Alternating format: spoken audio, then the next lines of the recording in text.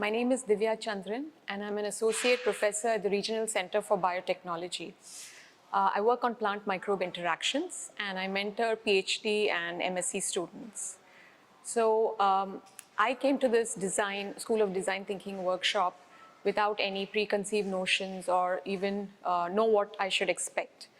But after coming here, what I've learned is that the basic concept of design thinking is to be able to identify the ability or the unstated needs or desires of the human society or the end users. And in my case, in academia, it would be the students. So it's more of a change in mindset, change in the way of life, the change in the way of thinking that I would like to take back home in order to implement not only at the individual level at my lab, but also at the institutional level.